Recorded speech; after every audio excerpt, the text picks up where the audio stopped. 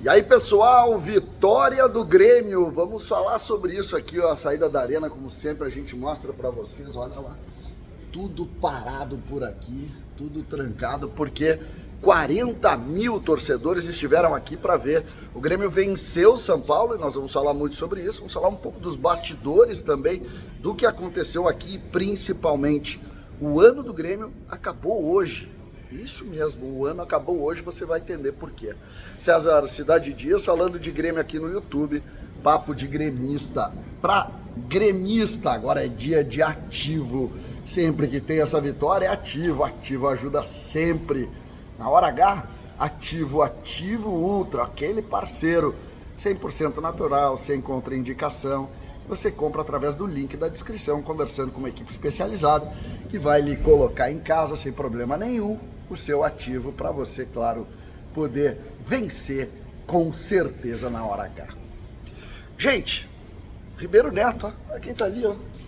Ribeiro Neto, a velha parceria de Ribeiro Neto, que está aqui, e também pela Rádio Bandeirantes, ele acompanhou o jogo do Grêmio, a vitória do Grêmio por 2-1 contra um São Paulo que já não tinha muito o que fazer aqui, mas que com o resultado está na vaga direta de Libertadores, tem o ano que vem todo para jogar e não se mostrou tão interessado assim nesse jogo, mas o Grêmio não está nem aí para isso e não pode estar, não poderia estar nem um pouco preocupado com isso. O que nós temos que pensar a partir do que o Grêmio propôs? O Grêmio entrou muito concentrado no 4-2-3-1, jogando com um Aravena bem recuado, com um Soteldo bem recuado, marcava em duas linhas de 4, ou muitas vezes no 4-1-4-1, e contra-atacava forte. O São Paulo, num ritmo menor, não conseguia criar nada e não conseguia sequer chegar perto da área do Grêmio, que fazia bola no Ferreira, bola no Lucas, o Grêmio roubava a bola e saía em velocidade e começou a empilhar oportunidades.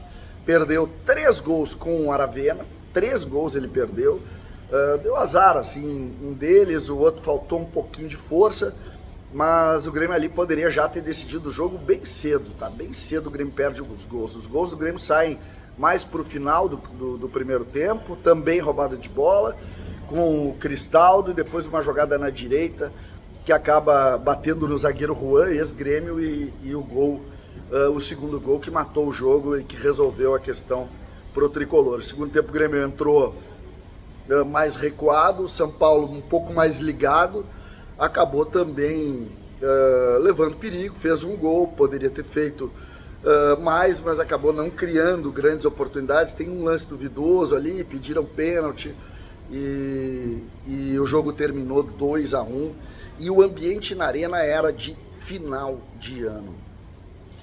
E aqui começa o que a gente precisa discutir. O que é um final de ano quando o Grêmio termina um jogo que jogou para não cair? Essa é a primeira mensagem, a primeira discussão está exatamente neste ponto. Um Grêmio que não trabalhou bem nessa temporada, um Grêmio que teve dificuldades, mas um Grêmio que precisa tirar também algumas lições disso aqui e principalmente peças para o próximo ano.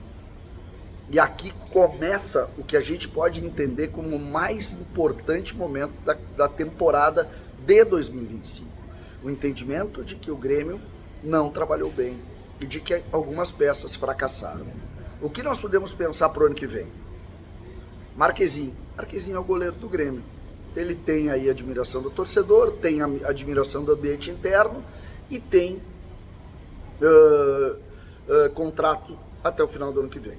Não discuto o Marquezinho, me parece que é definitivo, ele é o goleiro do Grêmio.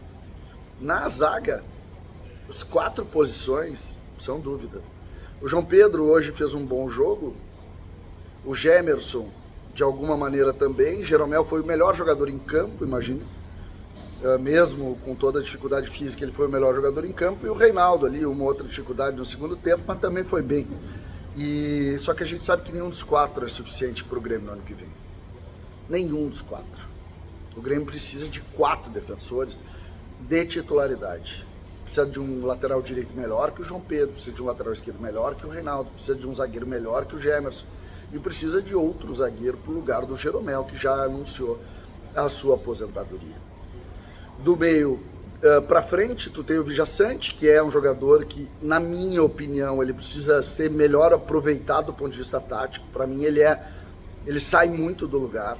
O Grêmio precisa de um trabalho melhor nesse aspecto, mas ele é titular do time. O segundo volante, o Dodi, me parece que vai perder espaço, o Grêmio vai atrás disso. E aí a linha de 3, o Aravena é uma confirmação, o centroavante do Grêmio é uma ótima notícia. A grande notícia do Grêmio é o Bright White, e o Grêmio tem no Cristaldo, no Monsalve, no Arezzo, que não entra nunca e não entrou de novo, jogadores que podem contribuir bastante para a construção de um novo time. E aí a gente chega no ponto que foi o ponto principal aqui do ambiente do jogo, Renato Portaluppi.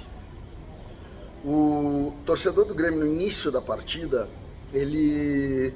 não vou dizer que ele vaiou, mas ele trocou, ele teve dúvidas. Muitos vaiaram, muitos aplaudiram, e a gente viu um estádio dividido com relação ao Renato, que é um pouco a fotografia do Grêmio, né? A divisão do que fazer, do que entender.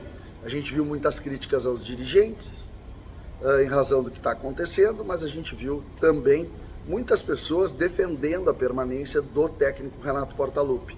E aqui a gente precisa começar o nosso ano.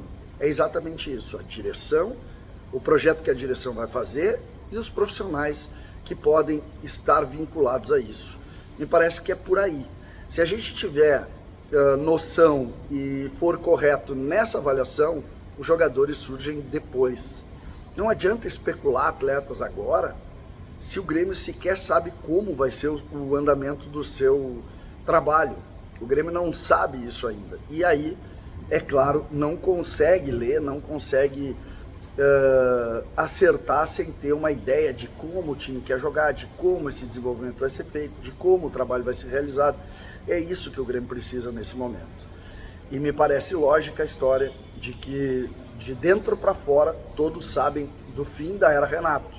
Mas o torcedor, como eu disse, de alguma maneira ainda se divide, ainda se mostra dividido, principalmente nos momentos de vitória do Grêmio. Deu de rebaixamento, não se fala mais nisso por aqui.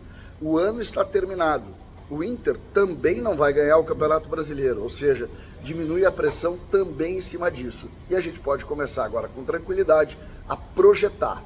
E o projeto do Grêmio é ambicioso. O Grêmio precisa melhorar muito em relação ao que fez em 2024. César, Cidade Dias falando de Grêmio aqui no YouTube.